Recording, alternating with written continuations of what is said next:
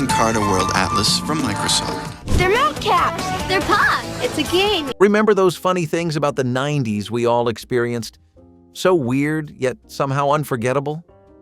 These everyday moments shaped how we dressed, played, talked, and even argued over the internet in our living rooms.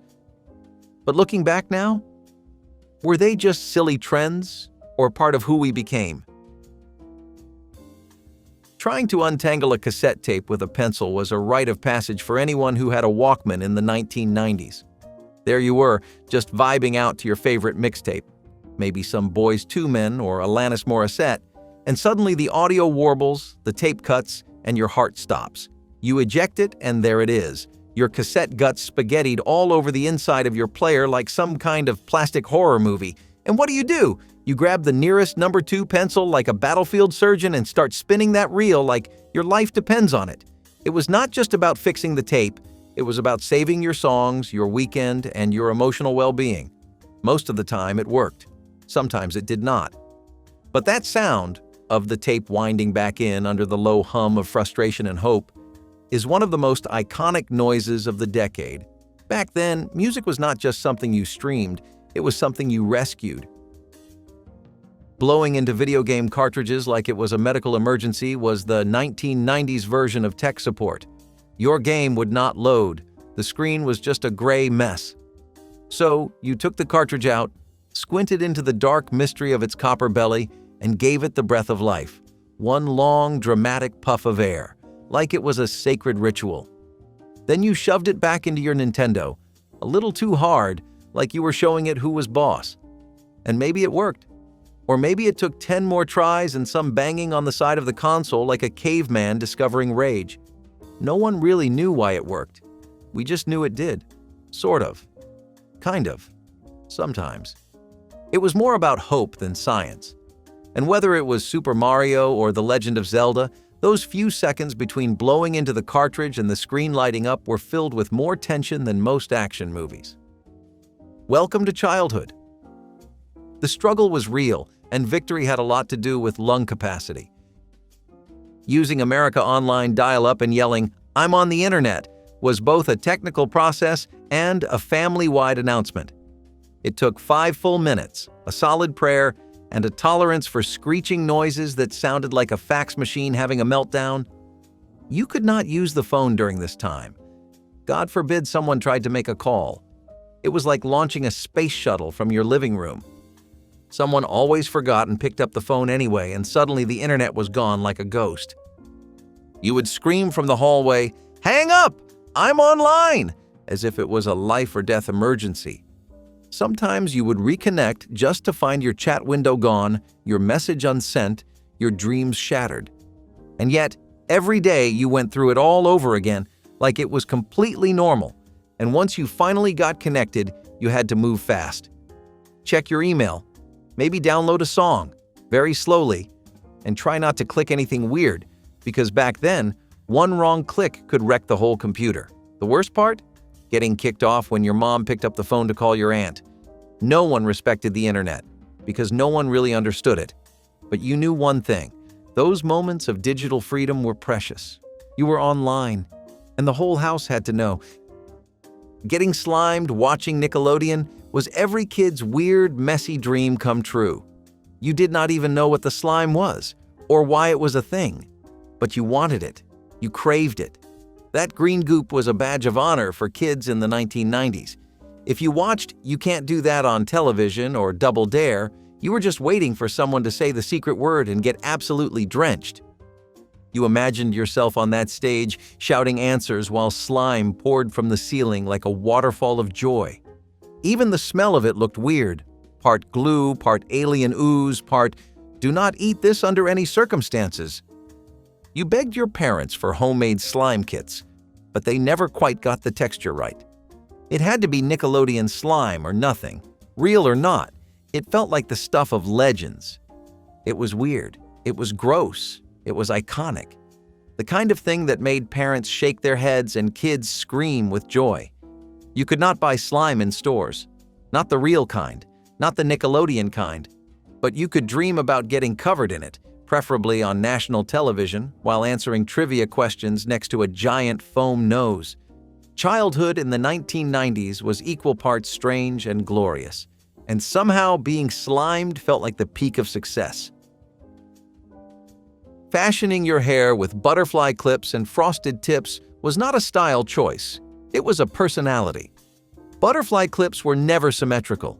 You just threw them in, wherever they landed, like your head was a butterfly garden. And frosted tips? That was for the cool kids. Or at least, the kids who were brave enough to let someone smear bleach on their hair with a toothbrush in their parents' bathroom.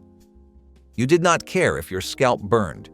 You wanted to look like a boy band member who lived dangerously. The butterfly clips came in neon packs of 20, and somehow you still lost half of them in your backpack. Every strand of hair stood up like it was reaching for the sun, sprayed into a stiff, sparkly mess. Looking back, the photos are tragic, but at the time, you walked like you owned the hallway. Everyone looked a little too crunchy, a little too shiny. But we thought we were killing it. The 1990s did not do subtle. Hair was big, sparkly, or aggressively spiked, and usually all three. Looking back, it was a tragedy. But at the time, it felt like magic. You walked into school and felt like you had stepped out of a music video. A low-budget, slightly embarrassing music video. But a music video nonetheless. Wearing JNCO jeans you could hide a lunchbox in was peak 1990s rebellion. These jeans were not pants. They were denim parachutes. The legs were so wide they touched at the ankles and flapped like flags when you walked. If your jeans did not sweep the sidewalk and fray at the bottom like a mop, were you even cool? You could smuggle a 2-liter bottle of soda, a paperback novel, and a whole pencil case into class without anyone noticing. The sound of your jeans dragging behind you was like a slow denim thunderstorm, constant and glorious. They made zero sense for actual walking, let alone running, but looking good always came first. You did not care if it rained, if they got muddy, or if your mom begged you to throw them out. You wore them with pride. They had chains, giant pockets. Some had literal embroidered flames or graffiti on them. It was fashion with zero concern for function. You could carry a Game Boy, a water bottle, and a whole hoagie in one back pocket and still have room for a pencil case. Your parents hated them. Teachers hated them. But that just made you love them more. You did not wear JNCOs to blend in. You wore them to declare, "I shop at the mall and I do not care what you think." And for a brief moment in the late 1990s, those ridiculous jeans were everything. Fighting with friends over the last slice of bagel bites was a sacred 1990s ritual. You had a sleepover. You watched a movie, maybe Space Jam or The Sandlot, and someone's mom tossed a tray of bagel bites in the oven. 14 minutes later, you were gods, hot, cheesy, slightly rubbery discs of joy, but there were never enough. Someone always ate 3 before you even had one. Every kid did the math out loud, like courtroom lawyers. There are 9 bagel bites left and 5 people. One kid tried to break one in half, but that was basically a war crime. The moment someone reached for the last one, the room froze like time had stopped. Friendships were tested. Trust was shattered. The line between best friend and greedy monster blurred instantly. And when it came down to the last bite, friendships got tested. Who had already eaten the most? Who reached first? Who claimed it with the deadly phrase "dibs" while you blinked? The rules were unwritten. The betrayal, unforgettable. That last bagel bite was not just food, it was power. And if you lost it, you carried the grudge until the next sleepover. Saying, as if, thanks to Clueless, even if you did not mean it was more than a catchphrase, it was a lifestyle. You could be in the middle of gym class, a spelling test, or a conversation with your dog, and somehow, as if, still worked. It was not about what you were saying. It was about how you said it. The shoulder shrug, the eye roll, the subtle pause after the word "as" before dropping the hammer with "if." It could end an argument, kill a flirtation, or reject a compliment in less than a second. It had the energy of a door slam without anyone having to actually stand up. Saying it made you feel untouchable, even if you were just wearing knockoff shoes and butterfly clips from the dollar store. Everyone wanted to sound like they came from Beverly Hills, even if they lived in the suburbs. It was dramatic, shallow, perfect, and we loved every syllable. It was theatrical, and it felt powerful. Like you were Cher Horowitz for 3 seconds. Girls said it, boys said it, teachers hated it. It was pure, unfiltered 1990s sass. And the best part? You could say it to absolutely anything and get away with it. Try that now and see how far it gets you. Trying to sneak a Tamagotchi into class without it dying was a full-time job disguised as a toy. You were supposed to be learning multiplication, but instead, you were checking to see if your digital blob had pooped itself into a coma. One beep, and you knew. He was hungry, sad, and about to vanish from existence. You tried feeding him under your desk, pretending your pencil case was open for a reason. You developed stealth skills worthy of a spy, one hand on your math book, the other feeding digital mush to a creature with no legs. If the sound was too loud, you slammed it against your thigh to muffle the beeping. Some kids got bold and wore them on lanyards like proud but extremely anxious pet parents. Others kept backups at home, just in case the classroom one met a tragic end. But even a reset Tamagotchi felt like a loss. It was a whole tiny life gone. Some teachers let it slide. Others confiscated them like they were contraband. Losing your Tamagotchi to the top drawer of a teacher's desk was like watching your pet get taken by the state. And when you got it back, it was a ghost. Literally, a tiny pixelated tombstone. Tragic. And yet, you reset and started again because you loved it. That annoying little egg creature was yours. And nothing, not even the American public school system, was going to take that away without a fight. Taping over home videos with reruns of Friends was the ultimate 1990s betrayal. You are rewinding, just trying to find footage of your 5th birthday party. And boom, there is Ross whining about a leather couch. What happened? Someone wanted to tape Thursday night television and did not check the label. Just like that, your childhood was overwritten by a laugh track and a Central Perk coffee mug. No one fessed up. It was always, not me. Sometimes you would see a few seconds of your party before the tape cut to Joey saying, "How you doing?" You would sit there, devastated, watching cake and presents dissolve into sitcom banter. Your little sister's first steps? Gone. Replaced by Rachel's haircut arc. There was no cloud. No backup. Once a tape was taped over, that memory was gone for good. You learned to guard your labeled VHS like it held state secrets. But the damage was done. The cake, the party hats, the weird dancing, gone forever. Replaced with Chandler's sarcasm and Phoebe's guitar. There were only so many VHS tapes to go around. And apparently your memories were not more important than a primetime sitcom. If you are lucky, you might still hear a muffled "Happy Birthday" under the theme song, but probably not. Obsessing over the McDonald's Teeny Beanie Babies craze was less of a hobby and more like a national fever dream. Suddenly, adults and kids alike were showing up to fast food counters not for burgers, but for plush toys the size of a chicken nugget. These were not just any toys. These were collectibles, future retirement plans. People drove to 5 different McDonald's locations in one day. Fights broke out. Parents bribed employees. You would open the Happy Meal before the food, just to make sure you did not get the walrus again. There were trades happening at school with the intensity of a black market economy. Someone always claimed theirs was worth hundreds, even though no one knew how to check. Binder collections were shown off like sacred scrolls during recess. You were not just collecting toys, you were curating your financial future, or so you thought. And if you were lucky enough to get a Princess Diana bear, you held onto it like it was a bar of gold wrapped in polyester. We were told they would be worth thousands. Most now live in a dusty box under someone's bed. But at the time, pure magic. They came in shiny plastic bags, each with their own adorable name and backstory printed on a little tag you were not allowed to remove. Trading them at school felt like dealing in precious gems. One wrong move and you were stuck with the lobster no one wanted.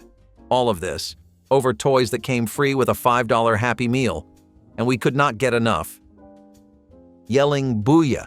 thanks to Madden NFL and cartoons, was how kids in the 1990s said, "I just crushed that moment." It was not just a word, it was a declaration, a war cry, a sound effect. You said it when you scored a touchdown in Madden. You said it when you beat someone at Foursquare. You even whispered it under your breath when you nailed a spelling test. It did not matter if you were athletic or allergic to gym class. Booyah belonged to everyone. It was one of the few words that felt like a victory and a celebration all in one. You did not need to explain yourself. Just yell it and walk away. Sometimes it was used after something completely minor, like opening a stubborn bag of chips. The word made everything feel a little more epic, even if it was just Tuesday. Eventually, it stopped being about winning and just became the sound of confidence. The louder the better, and if you were lucky, someone would shout it back. What started on TV shows and video games quickly leaked into school hallways and kitchen tables. Teachers rolled their eyes, parents tried to ban it, but we just yelled it louder. We were not trying to be polite. We were trying to win, or at least feel like we did. In a decade where everything was louder, shinier, and slightly ridiculous, Booyah was the exclamation point we all needed. Printing off banner-sized birthday signs on dot matrix printers was the most 1990s way to say happy birthday without spending any money. You remember the sound, that high-pitched, teeth-grinding screech that lasted for what felt like forever. Each page was connected like a long scroll. You had to tear them apart along the perforated edges with the delicacy of a surgeon. And somehow it was always crooked. You would tape it to the wall and the Y in birthday would be halfway down the hallway. You had to line the whole thing up on the floor like a giant paper train just to check the spacing. If you messed up one sheet, it ruined the whole banner, but you still used it anyway. The font choices were limited, the ink always fading, and yet it felt like high-tech magic. It was the closest you got to making something custom without spending more than a few cents. But it did not matter. It was beautiful. Black and white, pixelated letters in Comic Sans that stretched across the entire living room like some kind of ancient scroll. It was effort. It was love. And it was very obviously printed from your family's one home computer, which probably took up an entire corner of the house. That sign meant someone cared, that someone gave up an hour of their life and at least 3 sheets of printer paper to celebrate your birth. And no, the printer never worked right the first time. That was part of the charm. Wearing windbreakers that made you sound like a walking tent was not just a fashion choice, it was an auditory experience. You could not sneak up on anyone. You could not run. Every step you took made a loud swish-swish sound like you were dragging a tarp behind you. But man, did you look cool. The colors were radioactive, neon pinks, toxic greens, and lightning bolt designs that screamed, "Look at me," even when no one asked. Zippers? Everywhere. Some jackets had pockets that served no purpose just because. It was like wearing a disco ball that had been flattened into nylon. You could spot someone in a windbreaker from 2 hallways away before you even heard them. The matching sets made you feel like you were in a boy band or a track meet, depending on your mood. And if your jacket had a hidden hood tucked in the collar, game over. You were royalty. And if you were lucky, yours had a matching pair of pants, completing the full swish suit ensemble. You wore it to school, to the grocery store, maybe even to church if your parents gave up. It was light, it was loud, and it was yours. You felt like a cross between an athlete and a traffic cone. But you walked proud. Because in the 1990s, being noisy was just part of the style. Hoarding pogs and slammers with no idea why was peak 1990s kid behavior. These little cardboard circles took over recess like a virus. Everyone had a stash. No one knew the rules. Some said you stacked them and slammed them. Others swore it was about flipping. But in reality, most of us just compared collections, hoarded holographics, and argued about which ones were rare. The slammers? They were the real status symbols. Heavy, shiny, and shaped like ninja stars. It was dangerous and awesome. You could feel the social pressure build when someone whipped out a glitter slammer with a skull on it. There were rumors someone's cousin lost 100 pogs in one day and cried in the bathroom. Recess became a full-on tournament zone. Strategy optional, drama guaranteed. It was half game, half bragging rights, and all chaos. You would slam one down and pray it flipped the whole stack so you could keep them, or lose them all in one bad hit and spend the rest of the day sulking. Teachers tried to ban them. Kids just snuck them in pencil cases. There was always that one kid who claimed he had over 500, and even if he was lying, you believed him. Because pogs were currency, culture, and chaos. And none of us knew what we were doing, but we loved every second of it. Carrying a see-through phone like it was high-tech was the definition of 1990s flex. You were not just talking on the phone. You were showing off your phone's guts. You could see the wires, the neon circuits, the little light that flashed when it rang. It looked like a science fair project crossed with a disco ball. And it felt futuristic. Like maybe this was the phone astronauts used. You picked it up slowly, just to make sure people noticed all the blinking lights. It was the kind of phone that made you feel smarter just by owning it. It sat on your desk like a museum piece, barely used but constantly admired. Even when it stopped working, you kept it plugged in just for the aesthetic. You plugged it into the wall, because of course it still had a cord, and waited for someone to call so you could answer like it was a mission control center. Half the time, the reception was terrible. But it did not matter. It was about aesthetics. You left it on your desk where everyone could see it. Because this was not just a phone, this was style. And in the 1990s, style meant translucent plastic and as many flashing lights as humanly possible. Wearing t-shirts that changed color when you sweated was a fashion choice no one thought through. You bought the shirt thinking it was magic. Touch it with your hand. Bam, new color. Walk into the sun. Bam, another shade. It felt like you were wearing a mood ring on your body.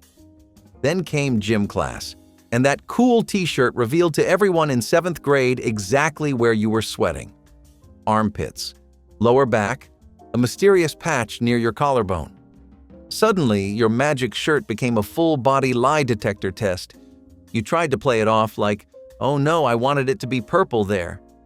By the end of dodgeball, you looked like a thermal map of anxiety, but no one ever stopped wearing them because the risk was worth the rainbow.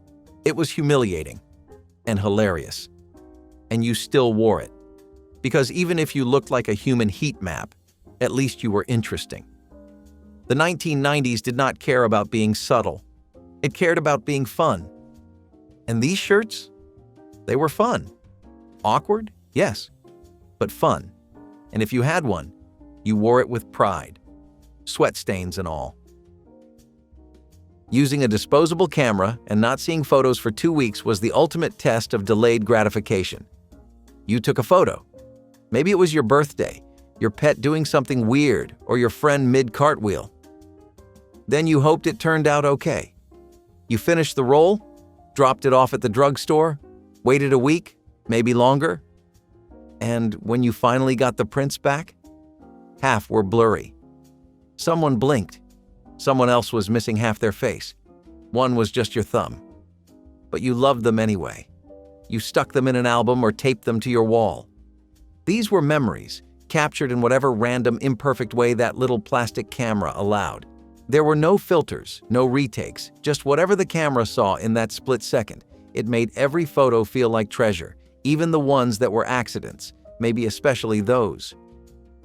Folding notes like origami to pass in class was the silent language of middle school. You could not text. Phones were not allowed, so you wrote notes. Tiny, crumpled essays on lined paper, folded into shapes that looked like ninja stars or tiny pillows. You passed them in secret, under the desk, behind a textbook, slid across the floor with your foot like you were delivering state secrets. Do you like me? Circle yes or no. Meet me at lunch. Or just, math class is the worst. Every note was a little piece of your soul, and when you got one, you unfolded it slowly like it was a sacred scroll. You felt chosen, seen, important. And yeah, if you got caught, the teacher read it out loud and your life was over for 3 days. Worth it, every time. Getting hyped for the Scholastic Book Fair, for the posters, was every 1990s kid's favorite week of school. Not because we wanted books. Okay, maybe some of us did. But mostly, we were there for the scented pencils, spy pens, and most importantly, the posters. A kitten in sunglasses, a Lamborghini on a beach, a wolf howling at the moon with inspirational quotes in cursive font. You needed that. You needed it for your bedroom wall. You wandered through the fair like it was an art gallery, choosing which masterpiece would define your aesthetic for the next school year. Some kids bought chapter books. You bought a dolphin poster and a novelty eraser shaped like a hamburger, and you walked out of there like a king. The Scholastic Book Fair was not just about reading. It was about identity, about flair, about turning $5 of allowance into pure personality. Begging for an easy bake oven and burning cake goop was one of those magical disasters we all signed up for. You saw the commercial, sparkly, bright, and full of perfectly baked mini cakes made by smiling kids who looked like they knew what they were doing. That oven? It was pastel. It was plastic, and it cooked things with a light bulb, a literal light bulb. But you did not care. You needed one. So you begged your parents for it. Birthday, Christmas, random Tuesday, whatever worked. And when you finally got your hands on one, you felt like you had just joined the ranks of elite culinary greatness. You unboxed it like it was sacred, tore open the little mix packets, added water that never seemed like enough, and poured it into the world's smallest tray. Then you slid it in and waited, and waited, and waited. The result? Somewhere between a sponge and a mistake. It was sticky. It was lumpy. It tasted like sugar had lost a fight with glue. But you ate it anyway. You served it. You made your parents try it, and they smiled through the pain, nodding like it was fine dining. Sometimes the batter overflowed and turned into crusty goo you could never clean off. Sometimes it came out raw, and you shoved it back in even though you knew it would not help. But you kept baking, because that little oven made you feel powerful. It was your own kitchen, your own dream. Even if the dream tasted a little like burnt vanilla wallpaper. Believing you would be arrested for copying a VHS was a genuine 1990s fear. You remember the warning, that harsh, grainy FBI screen that popped up before every movie. Piracy is a federal crime. It hit like a threat. The music got serious. The font screamed, "You're going to prison." And there you were, just a kid, holding the remote, trying to dub The Lion King onto another tape so you could watch it in the car on that fuzzy little box TV. But in your heart, you knew. You were breaking the law. You kept looking over your shoulder, expecting the FBI to kick down your front door like it was a scene from Cops. The irony? Half the adults were doing it too. Your uncle had stacks of unlabeled tapes, all recorded off TV, and your babysitter once gave you a birthday tape with 3 Disney movies jammed into one. But that paranoia stuck. You labeled your copied tapes with something vague, like family stuff, hoping it would throw the agents off. Like the feds were going to raid your basement and let it slide if you named it innocently. VHS copying was a household routine, but those FBI warnings made it feel like espionage. It was the first time you realized that entertainment came with rules. Really scary ones. Looking back, it was just a message. But to a 1990s kid, that screen was the stuff of nightmares. Having to yell "not it" to avoid responsibility was one of the greatest social reflexes of the 1990s. You did not learn it from your parents. It was not in a book. It was in the wild, passed from one kid to another like a secret survival skill. When something needed to be done, taking out the trash, fetching the ball that rolled into the street, or cleaning up a spilled Capri Sun, the panic began. And the first kid to shout "not it" was safe. Safe from whatever chore or gross task had suddenly become the world's most avoidable event. You had to be fast. You had to be loud. Sometimes you yelled it before anyone even asked the question, just in case. You learned to say it mid-bite during lunch, underwater at the pool, half asleep on the bus, because timing was everything. If you were slow, you were it. And being it was a curse. The sighs, the eye rolls, the groans of betrayal. It did not matter what the task was. If you were the last to say, "Not it," your fate was sealed. There were no appeals, no second chances. The playground rules were law. And yeah, sometimes you got stuck with it anyway because someone else whispered it too quietly or tried to claim, "I said it first." That just led to more yelling. The 1990s were loud, competitive, and weirdly fair in the most chaotic way. "Not it" was not just a phrase, it was armor. And if you forgot to say it, well, better luck next time. Going to Blockbuster and spending 45 minutes not picking anything was a ritual we all pretended was normal. Friday night hit, and the plan was set. You piled into the car, your parents, your siblings, sometimes a friend, and you all headed to Blockbuster like it was church. You walked through the automatic doors into a smell that was half popcorn, half carpet cleaner, and you were home. You had no idea what you wanted. No one ever did, but you looked anyway. Every aisle, every shelf. You flipped each tape over, read the back like you were studying for a test, then set it back down to look at the next one. You circled the new releases wall like a vulture. Sometimes they had 10 copies of the same movie, and they were all gone. You would flip the plastic case open, hoping someone forgot to return it, and find it heartbreakingly empty. That little blue "Be Kind" rewind sticker mocked you as you kept searching. Your parents got impatient. Your siblings fought over which movie to get. And in the end, you rented something you had already seen 10 times. Because it was safe. Because it was there. Because making a decision felt impossible. You walked out with candy you did not need, a tape that might be late, and a feeling that the weekend had officially begun. You never left Blockbuster quickly. You wandered. You dreamed. And you always stayed too long. Recording songs off the radio with a finger on record was the original test of timing and patience. You sat by the stereo like a DJ in training, blank cassette locked and loaded. You waited, you hoped, you listened to the top 40 countdown, praying they would finally play the song you loved. And when it started, you moved fast. One finger on record, the other on play, like a cowboy in a showdown. No intro talk, please. No DJ yelling over the first 10 seconds. Just let the song play. But they always talked over it. And here's Mariah Carey with "Click." You hit record anyway, because you had to. It was the only way to build your mixtape. And sometimes, the tape ran out halfway through the song. Or your mom yelled at you from the kitchen right as you hit record, forever embedding "What do you want on your sandwich" into the background of your favorite jam. Still, you kept trying. Because when it worked, when the song recorded clean, start to finish, you felt like you had just pulled off a heist. That mixtape became your treasure.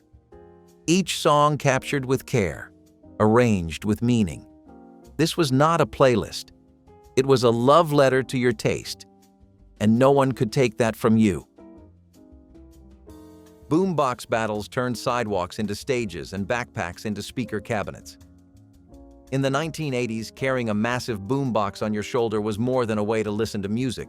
It was a declaration. You had style, you had taste, and you had batteries heavy enough to power a small city block. These machines blasted everything from hip-hop to hair metal, and they did not ask for permission. You walked down the street with your soundtrack trailing behind you, volume all the way up, head nodding to the beat. Some kids parked them at basketball courts. Others lined them up outside corner stores. Whoever had the best bass usually won the crowd. Tapes were traded, dials were turned, and sometimes spontaneous dance-offs broke out right there on the pavement. Boomboxes were heavy, awkward, and impossible to ignore. But in a time before smartphones and Bluetooth, they were portable pride. They made noise. They made statements. And if you saw someone approach with a fresh cassette in hand and a boombox on their shoulder, you knew something good was about to happen. Boombox battles were not just about the music. They were about being seen, heard, and remembered. Shrinky dinks were magic in plastic form. You started with a sheet, clear, flexible, and begging to be colored. You grabbed your markers, drew a wild design, cut it out with safety scissors, and popped it in the oven. What came out was a tiny, hardened version of your masterpiece, often warped but always perfect. Watching it shrink behind the oven door was part of the thrill. You would kneel on the floor, peering through the glass, and gasp as your drawing curled, twisted, and finally flattened. Kids made keychains, jewelry, ornaments. Whatever their imagination allowed, it felt like crafting with sorcery. One minute you were tracing cartoons or making friendship tags. The next you held a miniaturized relic in your palm. The smell of melting plastic filled the kitchen. Parents worried, but no one stopped us. Shrinky Dinks were affordable, creative, and wildly popular at every sleepover and birthday party. You could even buy branded kits, superheroes, cartoon characters, holiday themes. But the best ones were always your originals. There was something deeply satisfying about seeing your art transformed like that. Tiny, tough, and totally unique. We never questioned the process. We just knew it felt like creating something real, something small that still felt huge. Before Nintendo, video games were gasping for breath. After Nintendo, they were alive again. It was 1985 when the Nintendo Entertainment System hit American shelves and changed living rooms forever. The gray and red console was a Trojan horse, simple in design but hiding worlds inside.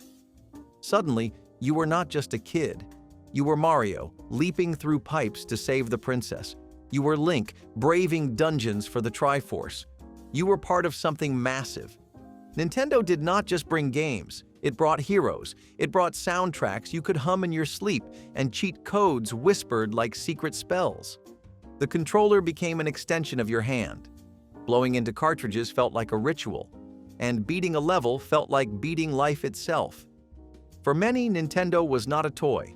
It was a friend, a daily escape, a safe place to fail and try again. Families gathered around the screen, arguing over whose turn it was. Siblings became rivals, parents got curious, and the living room was never the same again. With every beep and pixel, Nintendo gave us wonder, and it never asked for anything more than time and imagination. Cabbage Patch Kid frenzy turned toy stores into battlegrounds. These soft-bodied dolls with unique, slightly odd faces were the must-have gift of the 1980s. Each one came with a birth certificate and adoption papers, making it feel like you were bringing home a real baby. But getting your hands on one? That was another story. Parents lined up at dawn. Some camped overnight. Others sprinted through department stores in scenes more suited to action movies than holiday shopping. There were arguments, tears, the occasional tackle, and when someone finally scored a doll, they clutched it like it was made of gold. Kids loved them. They named them, dressed them, and carried them everywhere. Some families had to settle for knockoffs with names like Garden Patch Pals that never quite felt the same. But if you had a real one, you were a legend. Looking back, it seems wild that a doll caused so much chaos. But in that moment, nothing mattered more. Cabbage Patch Kids were not just toys. They were trophies. Proof that your parents had braved the crowds and won. And decades later, those round faces still sit on shelves, quietly remembering the madness they caused. The kitchen of the 1970s did not just serve food, it made a statement. And that statement was harvest gold and avocado green. These two colors dominated every American kitchen appliance. Your refrigerator, your stove, even your blender wore these colors like a uniform. It was not just paint, it was identity. These colors were supposed to represent nature, health, and a touch of luxury. Harvest Gold had a warm golden glow that felt like sunlight. Avocado Green was earthy and bold, a perfect match for the indoor plant movement and natural fiber craze of the time. But somewhere along the way, the trend turned into a punchline. Yet, for those who lived it, there is no forgetting. You remember the heavy click of the fridge door, the way the green surface reflected your face in the oven window, the hum of the blender making root beer floats. These were not sleek or modern. They were sturdy, reliable, and filled with the smells of Sunday dinners and burnt toast. Maybe you were not fond of these colors as a kid. Maybe you even hated them. But when you see them now, something deep inside stirs. They are more than colors. They are the palette of your childhood. Shoulder pads were not just a trend, They were a transformation. You could put on a blazer and suddenly feel like a corporate warrior, even if you were just headed to homeroom. The goal was to look powerful, confident, and vaguely like a football player on a job interview. From business suits to casual blouses, shoulder pads invaded every piece of clothing in the 1980s. You could not escape them. They were sewn in, velcroed on, or added as an afterthought to make your silhouette scream important. The bigger the pad, the better. Entire generations walked around with squared-off shoulders and structured poise, looking ready to charge into a boardroom or a runway. Some tried to remove them only to realize the entire shirt deflated without the padding. They were ridiculous, and we knew it. But they worked. You stood a little taller, felt a little braver, and if someone bumped into you in the hallway, your outfit absorbed the blow. Looking back now, they seem comically oversized, but at the time they were armor, fashion armor. And for anyone who wore them, they were a reminder that style was not just about looking good, it was about looking like you meant business. Before Bluetooth speakers and streaming playlists, there was the Fisher-Price record player, and it was a masterpiece of childhood simplicity. You wound it up with a chunky white knob and placed a thick plastic disc on the turntable. It clicked into place, and when the needle dropped, the magic began. Out came twinkly, music box-style versions of nursery rhymes, folk songs, and lullabies. The songs were short, cheerful, and unforgettable. The discs were colorful and clunky, with molded ridges that somehow produced melodies. It did not matter if the sound was a little warped or off-key. You were in control. You had your own music machine. For many kids, this was their first experience playing music, and the pride that came with it was unmatched. You could stack your favorite discs. You could play the same one on repeat until it drove your parents up the wall. And the best part? No batteries. Just your hands, your ears, and your imagination. You did not need to understand how it worked. You just needed to hear that familiar click, feel the turn of the crank, and know that something sweet was about to happen. It was low-tech joy in a beige plastic box, and it never stopped playing in our heads. There were bands, and then there were hair metal bands. They did not just play music, they exploded onto the stage. Bon Jovi, Mötley Crüe, Poison, these were not just names. They were icons with teased hair, eyeliner, and leather pants so tight they could probably break glass. The 80s were loud, flashy, and unapologetic, and hair metal was the soundtrack. These bands brought arena anthems and pyrotechnics and turned concerts into full-blown rock operas. They made being over the top a lifestyle. Power ballads met guitar solos that could melt your face off. It was glam, grit, and glory all rolled into a headbang, and they owned it. From the moment they strutted on stage, they dripped charisma and chaos. Music videos looked like wild fever dreams, smoke machines, motorcycles, women in fringe, and men who looked like peacocks in heat. And we loved it. Teens blasted them in bedrooms. Posters covered every inch of the wall. Even parents, reluctantly or not, knew the lyrics. These bands made rebellion look like theater, and for a generation that craved identity, they gave us swagger, eyeliner, and the kind of sound you could feel in your bones. Hair metal was not subtle, but neither was the 80s. Trapper Keepers were not just school supplies, they were status symbols. With their Velcro flaps and glossy, over-the-top covers, they turned every classroom into a silent competition of who had the coolest binder. Some featured racing cars. Others showed rainbows, unicorns, or abstract laser patterns straight out of a sci-fi fever dream. Inside, everything was neatly organized. Folders, dividers, loose-leaf paper, and secret notes passed during math class. The Velcro made a loud rip every time you opened it, an announcement that learning was about to begin, or at least be attempted. Trapper Keepers made you feel like you had your life together, even if your grades said otherwise. Teachers had a love-hate relationship with them. They were bulky, distracting, but undeniably effective at keeping your stuff in one place. And if you had one with a matching pencil case, you were royalty. Years later, people still remember the smell of the plastic, the feel of flipping through those laminated folders, and the thrill of sliding in a new pack of notebook paper. Trapper Keepers were not just for school, They were for showing off, staying organized, and feeling like you had a little piece of the future in your backpack.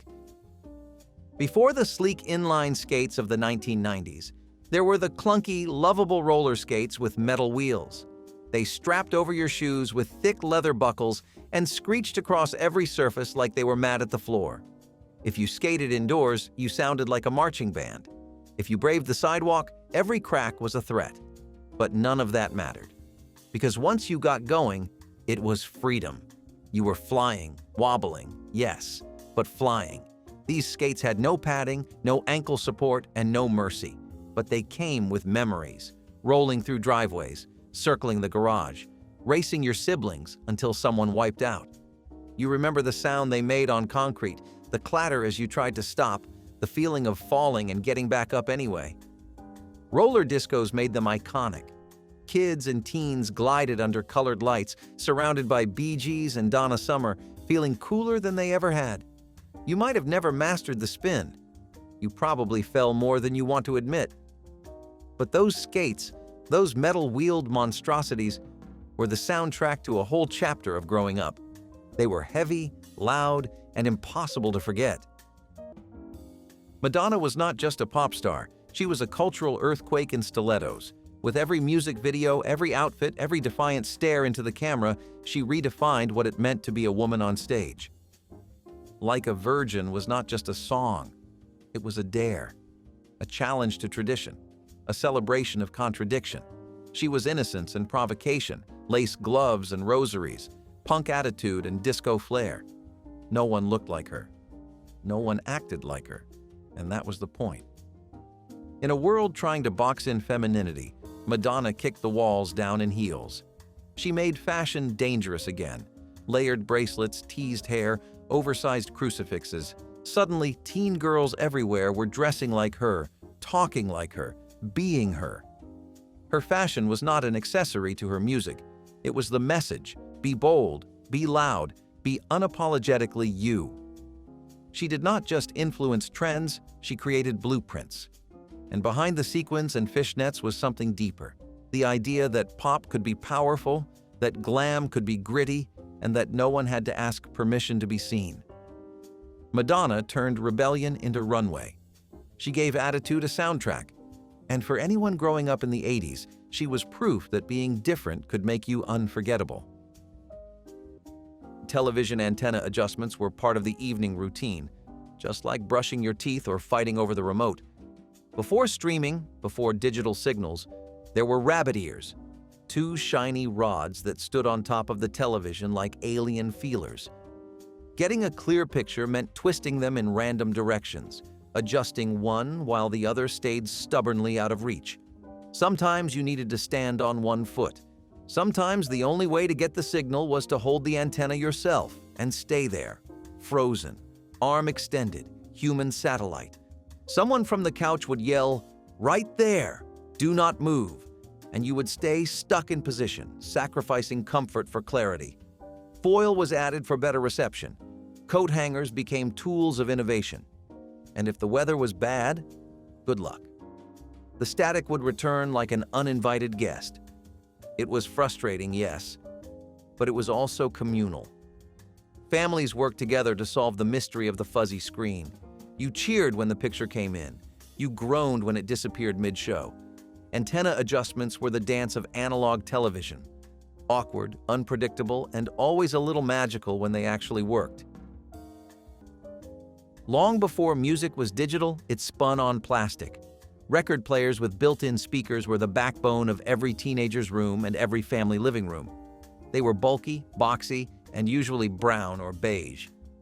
But when you placed that needle on the groove, the room changed. You might remember hearing the Jackson 5, the Carpenters, or Fleetwood Mac for the very first time through one of these machines. The sound was warm, slightly fuzzy, and crackled at the edges, but it was alive. Kids would stack their 45s, adjust the tone arm, and lower the needle with care. These were not sleek devices. They were furniture. Some had lids that closed like a suitcase. Others had knobs you had to gently coax into the right spot. Volume? Not much. But intimacy? All the way. You sat close to it. You knew every skip and scratch on your favorite record. You could play the same song 10 times in a row and it felt new every time. It was not about convenience, it was about connection. The record player was not background noise, it was the centerpiece of your downtime. Hearing one today might just make you stop, listen, and remember who you were when that song first played. Shoulder pads were not just a fashion choice, they were a power move. In the 80s, women were stepping into boardrooms, climbing corporate ladders, and making sure they were seen, and their clothes spoke volumes. Blazers were built like armor, structured to demand respect. It was fashion designed to take up space. For the first time, silhouettes were not about softness, they were about strength. Joan Collins and Linda Evans on Dynasty made it glamorous. Real-life professionals made it revolutionary. Women wanted to be taken seriously in a world that still doubted their presence. And what better way to announce yourself than with broad shoulders and bold suits? These outfits said, "I am here, I am not afraid, and I have earned my place." Skirts got shorter, heels got higher, and ambition got louder. You could hear it in the clack of pumps on polished floors. You could see it in the structured cuts of every outfit on Wall Street. This was more than fashion. It was feminist defiance wrapped in fabric. And underneath all that padding was the undeniable truth. Women were rewriting the rules. One outfit at a time. Power dressing did not just make a statement, it became the voice. Waterbeds promised the future and delivered waves of regret. On paper, they were perfect, a heated mattress that cradled your body like a floating dream. But in practice, not so much. Every turn sent ripples across the surface. You tried to roll over, and the whole bed sloshed like a bathtub during an earthquake. Getting in without making a tidal wave was a skill. Getting out without sliding to the floor was an Olympic event. They were heavy, hard to move, and leaked at the worst times, usually at 3 in the morning, soaking everything from socks to shag carpet. Still, they were trendy. If someone had a waterbed, it meant they were either incredibly cool or easily convinced by an in-store demo. Some people swore by them. Others swore at them. Pets hated them. Kids loved jumping on them until they learned that waterbeds and sharp objects do not mix. But for a brief, glorious window in the 1980s, having a waterbed meant you had arrived. It was furniture and flex all in one. Looking back, they were impractical, ridiculous, and unforgettable. And somewhere, in a dusty corner of a basement, one is still gently sloshing, waiting for its comeback. Backyard fun in the 1970s was loud, chaotic, and often a little dangerous. Enter the water wiggle. It looked innocent enough. A smiling plastic head connected to a long hose. But the moment the water was turned on, it became a wild, whipping, serpentine menace. It sprayed water in every direction and flailed unpredictably, turning the yard into a circus of screams and soaked clothes. Kids chased it. It chased them back. You never knew where it would go. One second it was dancing in the air.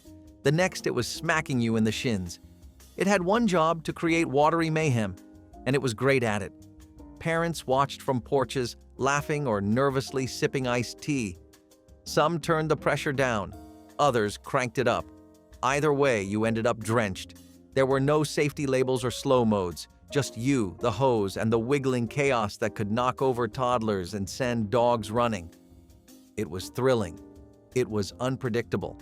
And it was absolutely beloved. They do not make toys like that anymore, probably for good reason. But those summer afternoons when laughter mixed with shrieks and the sprinkler twisted through the air like a possessed noodle, those are hard to forget.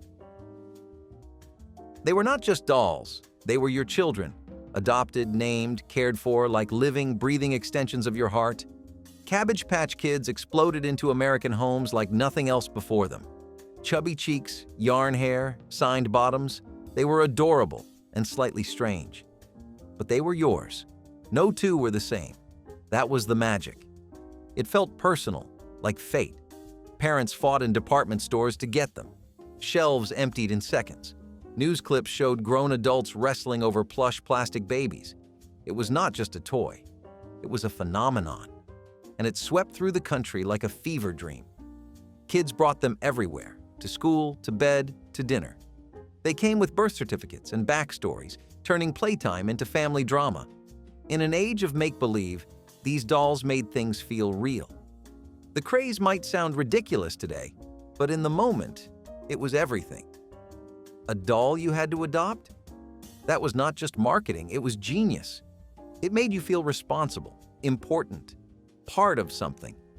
And when the madness faded, what was left was a memory of wide-eyed joy, pure affection, and a little friend who made childhood feel alive. Neon everything was not a trend, it was a takeover. Shirts, socks, shoelaces, scrunchies. If it could be worn, it could be neon. Bright pinks, electric greens, yellows so vivid they could stop traffic. Walk into a classroom in the 1980s, and you might see a dozen students glowing like highlighters. It was not subtle, it was not sophisticated, but it was unforgettable. Neon made sure you were seen from across the street, or the roller rink. Entire outfits were built around one blinding shade. And the braver kids, they mixed them. A neon blue shirt with neon orange shorts and lime green shoelaces. Why not? Matching was optional. Visibility was everything. Neon told the world you were loud, proud, and unbothered by what anyone else thought. It showed up in birthday parties, aerobics tapes, and mall photo booths. Looking back now, it seems like a color explosion. But that was the magic. Neon was confidence in color form. It was youth, amplified. It was chaos, celebrated. And for those who wore it without a hint of irony, it was the brightest part of a decade that refused to dim. The future did not arrive with a bang.